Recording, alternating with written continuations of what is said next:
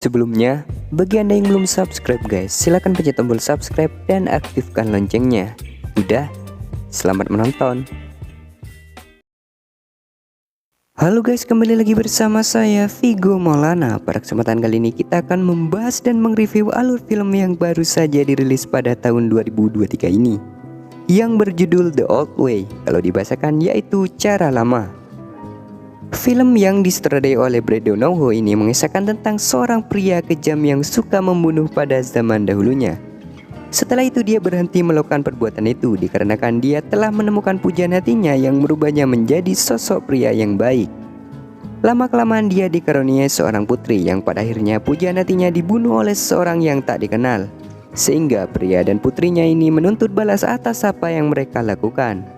Bagaimana kisah selanjutnya? Mari kita langsung saja ke videonya guys. Di awal video kita ditempatkan dengan seorang yang bernama Rico yang akan dihukum gantung oleh Ronnie dikarenakan telah dianggap mencuri. Sebelum dieksekusi, Ronnie berpidato layaknya orang yang sedang memberi arahan dan tujuan atas apa yang telah terjadi. Di sini kita juga berkenalan dengan Briggs, yaitu anggota dari Ronnie bersama dengan anggota yang lainnya.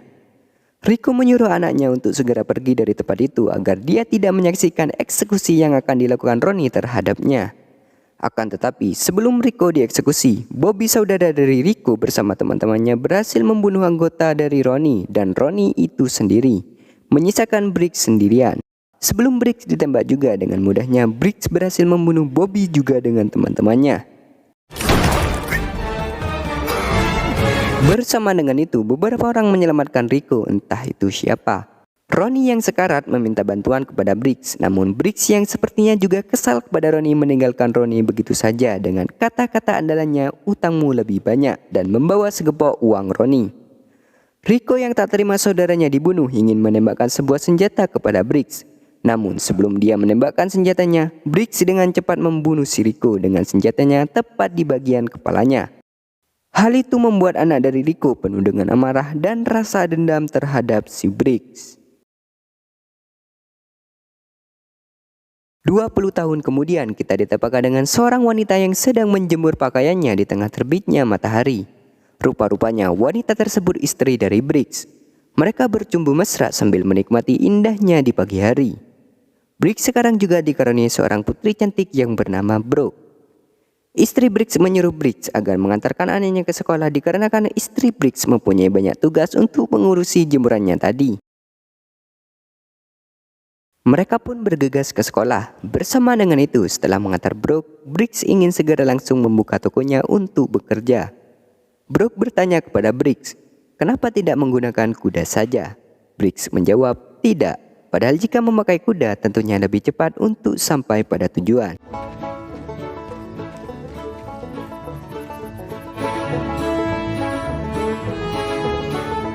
Akhirnya mereka berdua sampai juga. Namun kelas pada saat itu diliburkan dikarenakan gurunya sedang sakit. Briggs menyuruh anaknya untuk pulang sendirian, tetapi di sini Brooke menolak dikarenakan jika ibunya tahu, maka ibunya akan marah kepada Briggs. Di sini Briggs tidak mempunyai rasa iba sama sekali terhadap anaknya, dikarenakan dulunya Briggs merupakan pembunuh kejam yang bisa disembuhkan oleh pujaan hatinya. Setelah itu, akhirnya Briggs mengajak anaknya ke tokonya. Setelah sampai, dia menyuruh Brooke untuk belajar, sementara dia kedatangan pelanggan bernama Jeffries yang ingin membeli tepung beberapa pon untuk dibuat kue katanya. Briggs langsung saja mengambilkan tepungnya di belakang. Akan tetapi, Jeffries hendak mencuri jelly band yang pada akhirnya diketahui si Brooke. I didn't see you there. Brooke menceritakan hal itu kepada ayahnya dan ingin membersihkan jelly band itu dikarenakan tangan si Jeffries yang kotor tadi membuat jelly band itu mungkin ikut kotor juga. Brooke mengelap jelly band itu satu persatu dan memisahkan warnanya agar terlihat lebih rapi. Di sisi lain, istri Briggs masih mengurusi pakaiannya. Akan tetapi dia kedatangan tamu tak diundang yang mengagetkannya. Dia bernama Callister dan berniat ingin beristirahat di rumahnya bersama teman-temannya karena mereka semua habis tersesat katanya. Namun istri Briggs yang sendirian merasa ketakutan dikarenakan sepertinya orang-orang ini bukanlah orang yang baik karena sikap dan perilakunya yang kurang sopan. Walking little girls go. Dan benar saja, orang-orang ini berniat untuk mencelakai istri Briggs. Istri Briggs berlari sekuat tenaga untuk kabur dari kejaran Callister dan geng-gengnya hingga sampai ke kandang kuda. Namun Callister dan teman-temannya tetap mencari keberadaannya. I think you got the wrong idea about me and the fellas.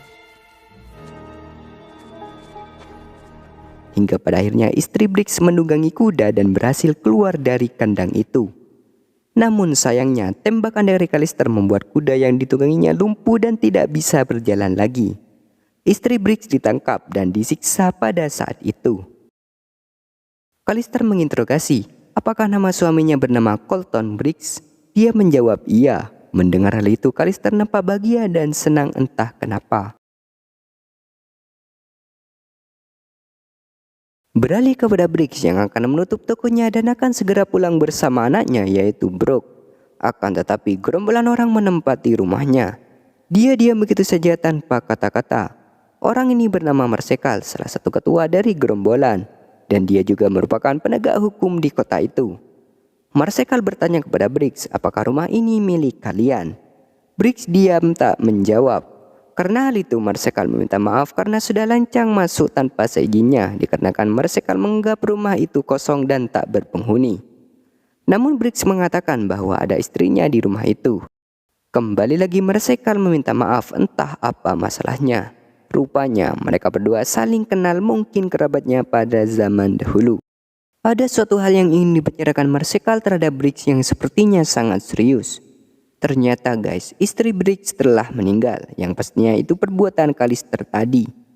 Briggs menggali kuburan istrinya sendiri sementara Brooke mengobrol dengan Marsekal. Tidak ada tangisan yang terjadi, mungkin ini sifat dari Briggs yang turun pada anaknya yaitu Brooke. Marsekal bercerita kepada Brooke bahwa ayahnya dahulu adalah seorang pembunuh yang kejam. Lantas si Brooke mengatakan bahwa dia tidak pernah melihat ayahnya membawa senjata. Marsekal menegaskan bahwa sekarang ayahnya adalah orang baik. Akhirnya pemakaman istri Briggs telah selesai. Marsekal menghampiri Briggs dan mengatakan agar dia menjaga baik-baik gadis kecilnya karena Brooke telah kehilangan ibunya. Dan dia juga mengatakan jangan sampai Briggs menjadi jahat lagi dikarenakan telah kehilangan istrinya. Briggs bertanya siapa yang telah membunuh istrinya. Marsekal menyembunyikan karena Marsekal ingin Briggs tidak kembali menjadi jahat, di mana Briggs juga sekarang mempunyai gadis kecil yang butuh kasih sayang dari ayahnya. Dan Marsekal berjanji kepada Briggs untuk segera menangkap pelaku itu dan menghukumnya. Setelah itu dia pergi ke kandang kudanya. Dia menangis teringat pada istrinya, begitu juga dengan kenangannya.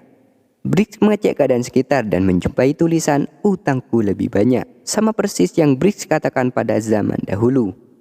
Mengetahui hal itu, Briggs tentunya sudah pasti tahu. Setelah itu dia masih kesal, menghempaskan barang-barang di meja dan kembali membuka senjata kejamnya berniat untuk membunuh anaknya yaitu Brooke.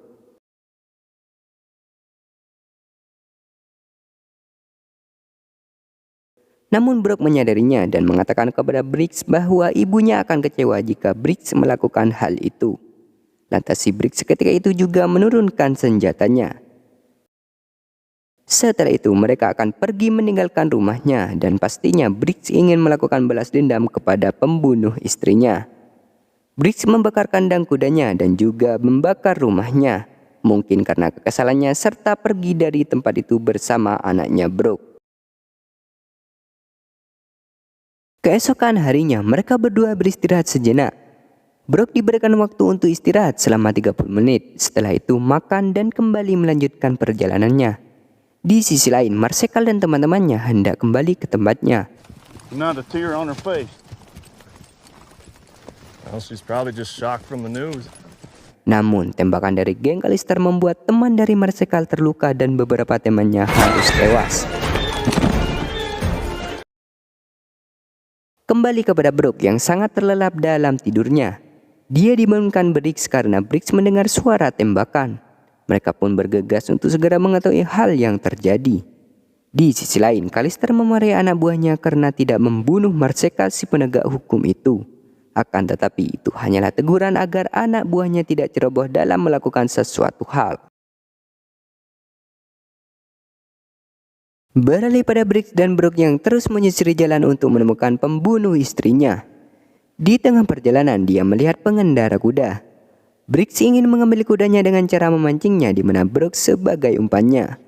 Setelah itu pengendara kuda itu mendekati Brooke dengan pancingan isengnya. Dan Briggs langsung saja menyergapnya.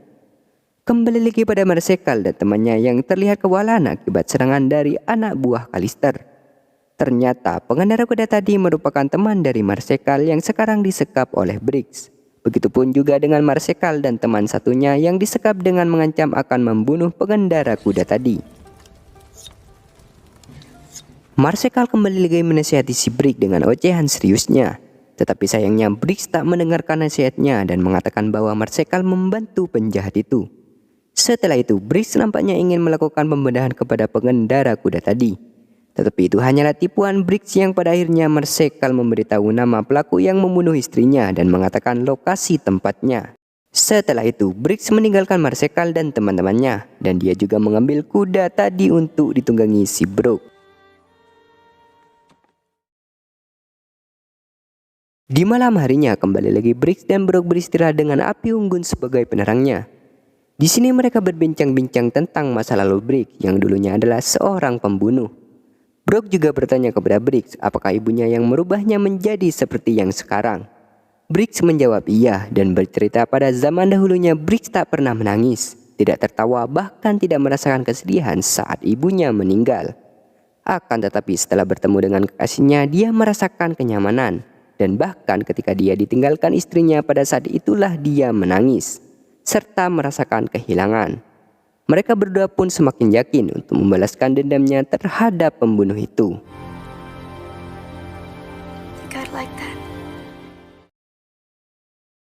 Keesokan harinya mereka telah sampai di Santa Rosa di mana pembunuh itu tinggal. Briggs menyuruh Brooke untuk pergi ke kota itu sendirian dengan cara berpura-pura membeli sesuatu. Namun sayangnya Brooke diketahui oleh Callister dan gengnya. Dia pun diinterogasi oleh Callister sendiri dan sepertinya Callister tahu ini bagian dari rencana Briggs. You boys hang out outside like I asked? Up at the other end of town. Karena Brooke tak kunjung datang, Briggs tanpa basa-basi langsung saja ke Santa Rosa. Dia membunuh salah satu geng Callister dan berhasil membunuh geng lainnya juga.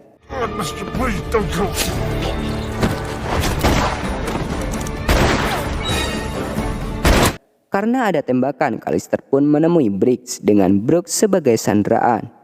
Di sisi lain, teman Callister mencari keberadaan Briggs akan tetapi Briggs kembali lagi berhasil membunuhnya, menyisakan Austis geng tua dari Callister.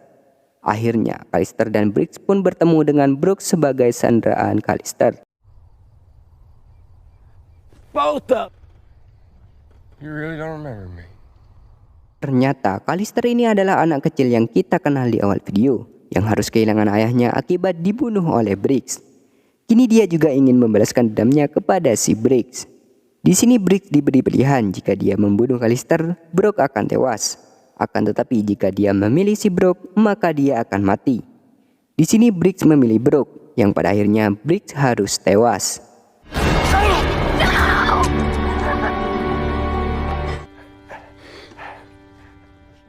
Karena sudah diajari membunuh oleh ayahnya, Brooke menembakkan senjata kepada Callister sehingga Callister tewas seketika.